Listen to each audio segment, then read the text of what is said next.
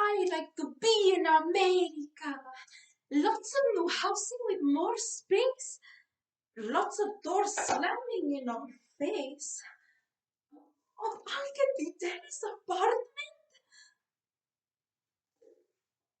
Better get rid of your accent? If asked to describe a famous Latino woman, the majority of people in the United States would probably name the same few. Shakira, Jennifer Lopez, and Sofia Vergara. These women all share very similar visual traits, which is uncharacteristic given that Latino women have very diverse appearances. That one fact leads to the question, what is it that makes one woman appear more Latina than another? Is it the way they look? In 2019, Ella Schnacke won the national title in Program Oral Interpretation for her program, Debate Like a Girl. She advocated for women in the speech and debate community, and since her victory in Dallas, Texas, there has been change for the better. Later in 2019, I joined speech and debate as a freshman, and here I have found a community that houses all of our voices. At Nationals in Louisville, however, I encountered someone who pointed me out and said, "You're the first Hispanic person I've seen all week." And at my first tournament this season, a judge pulled me aside after my round and said, "It is so nice to see Mexicans participating in activities like this." I'm not Mexican. I'm Peruvian. While change has brought inclusivity and opportunity for women, I am here to talk about one group of women in particular, Latinas. Also back in 2019, Lydia DePellis reported for CNN that white women make 83 cents to a man's dollar, but Latinas only make 63, the lowest of any minority group.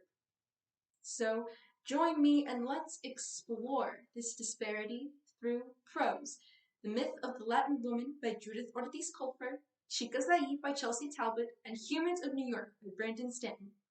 And in poetry, To Be a Latina Woman on a College Campus by Janelle Pineda, Ella by Maria Nieves Rebolledo Vina, and America and Somewhere by Stephen Sondheim. This is Levantate, a program, because a place for all of our voices is a place for all of us. To be a Latina woman on a college campus is to face violence on the day-to-day. It is walking into a classroom on the first day of classes and praying another student of color walks in. Ella se ha cansado de tirar la toalla. Se va quitando poco a poco telarañas. No ha dormido esta noche, pero no está cansada. No mira ningún espejo, pero se siente toata. Buying on credit is so nice. One look at us and they charge twice. Free to do anything you choose. Free to wait tables and shine shoes. Mom did the best she could. I was too young to understand. I think my mom thought she could make some money and then bring us home. She thought she'd learn English and maybe start a business, but it was so much harder than she expected. It is my professor telling me that my academic accommodations give me an unfair advantage, as if having to leave the classroom in an anxiety attack could ever be an advantage, as if shaking in fear and panic could ever be an advantage. It is being slut-shamed, hate-crimed, assaulted, attacked, abused. It is all of these things, and no one taking me seriously when I try to fight back. Mixed cultural signals have perpetuated certain stereotypes, for example, that of the Hispanic woman as the sexual firebrand. It is a one-dimensional view that the media have found easy to promote. In their special vocabulary, advertisers have used adjectives like sizzling and spicy for describing not only the foods, but also the women of Latin America. If young Latinas are seeing on the television that the Caucasians are more accepted for how they look, are more mainstream and more successful, that in turn can cause horrible self-esteem and self-worth issues. So if not beautiful, then the only thing left is for them to be sexy. Hoy ella se ha puesto color en las pestañas. Hoy le gusta su sonrisa y no se siente una extraña. Hoy sueña lo que quiere sin preocuparse por nada. Y hoy es una mujer que se da cuenta de su alma. It is belonging neither here nor there, ni de aquí ni de allá. Cuando llego a El Salvador me denuncian por americana, pero aquí en esta tierra siempre seré esa latina gritando por algo. It is some people in the audience uncomfortable that they don't know what I just said. It is people feeling threatened whenever Spanish words are used. It is my culture making people uncomfortable. It happened to me most recently during the stay at a very classy metropolitan hotel. A big, large man in a tuxedo with his champagne glass extended toward me exclaimed, "Evita!" Our way blocked my companion, and I listened as the man half recited, half bellowed, "Don't cry for me, Argentina."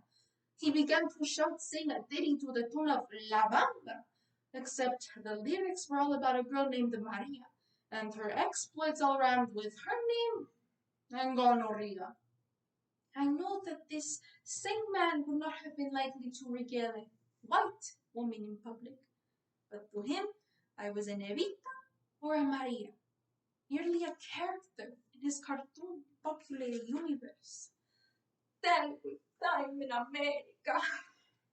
Oh, but you forget I'm in America. It is fearing that my voice will only sound like trouble, that everything I list as struggle will be taken and turned and used against me. Like any step out of line gives people a reason to talk crap about immigration. The illegals are stealing our job, they're stealing our America. It is people not realizing that this is my America too. But she can't afford to stop. Right now I'm in school. I always thought I had to be the best student because I'm undocumented. I thought I'd go to law school or graduate school. My mom would destroy her body to make that happen for me. How could I allow that to happen? I'm a dreamer. Everything people admire about dreamers is because of our parents. My mom used to say, "Hoy vas a descubrir que el mundo es solo para ti, que nadie puede hacerte daño. Nadie puede hacerte daño. Hoy vas a comprender que el miedo se puede romper con un solo portazo." One incident that stayed with me happened at my first public poetry reading. I was nervous and excited as I walked in with my notebook in my hand. An older woman motioned me to her table. Foolish me, I went over. She ordered a cup of coffee for me, assuming that I was the waitress. I knew that this wasn't an intentional act of cruelty.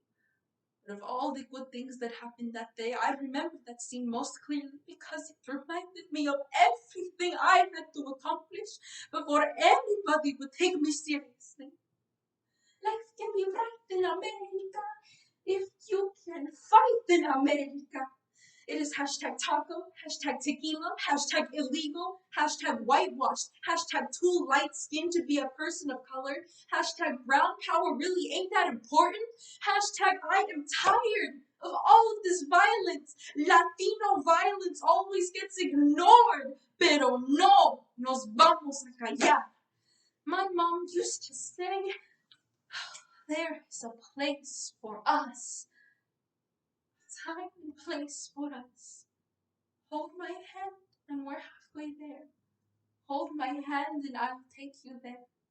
Somehow, someday, somewhere.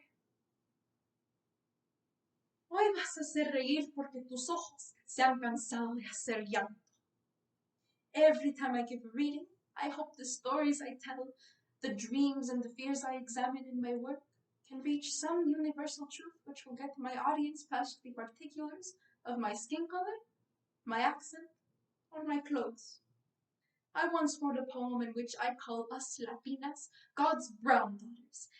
In it, Latin women are praying in Spanish to an Anglo God, and they are fervently hoping that if not omnipotent, at least he be bilingual. To be a Latina woman is to have to scream myself into spaces that don't welcome me. It is always having something to scream about. It is coming home every day and writing all of these poems, hoping that someone out here will hear me. Gracias.